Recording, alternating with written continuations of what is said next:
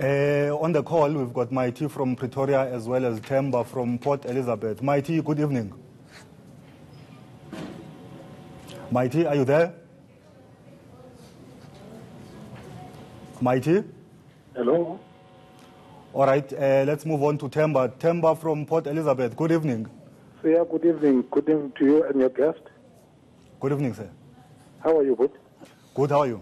I'm good. I'm going to be quick, man. Look, the Job Summit, as much as I support government, but I will tell you and be frank with you, the Job Summit that has been held recently is a talk show, and it will remain a talk show.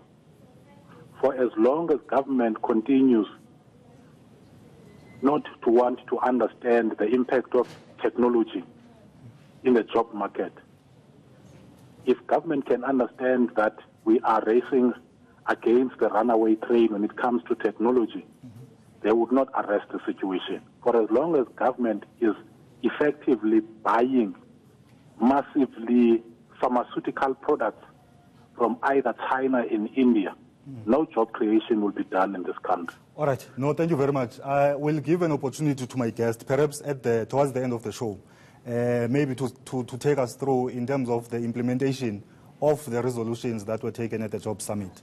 I think there's an important issue that we need to speak to before we run out of time, which is the critical issue of entrepreneurship and promoting enterprise development.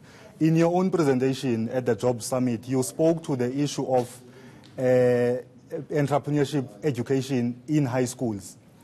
Now, we've spoken about this on a number of occasions. Even the Global Entrepreneurship Monitor report has alluded to the fact that most economies that grow and promote entrepreneurship do that by introducing entrepreneurship education at a school level. If we know this as a fact, why is it not happening in our country? Well, see, the value of entrepreneurship in society has to be elevated a bit at this stage. The role that entrepreneurship will be playing is more than just an expression of those who are entrepreneurs, of their skills, interests, and so on.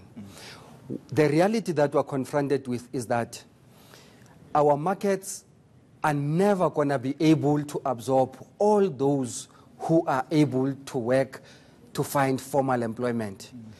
And therefore, you have to encourage others to jump the queue of job seekers into a queue of job creators. What then that calls for is that those who are going through entrepreneurship create employment for themselves. They create products and services that will go to serve the needs of the consumers. And therefore, there are few things that we have to do and do right with entrepreneurship.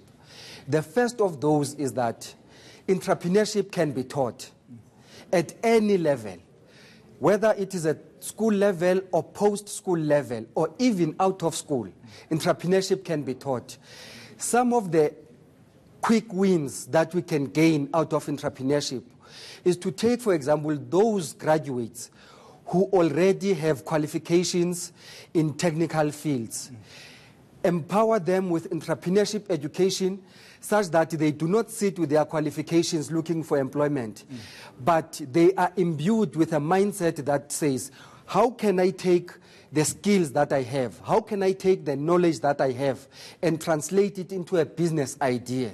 For example, if you're having an agricultural qualification, instead of looking for employment in a farm, you then identify entrepreneurial opportunities where you can apply that.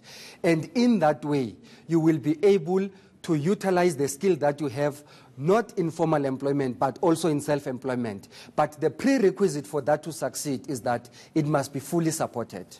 All right, Mr. Chefuta, unfortunately, we've run out of time, and that's it for this edition of Let's Have It Out. Keep the conversation going on social media.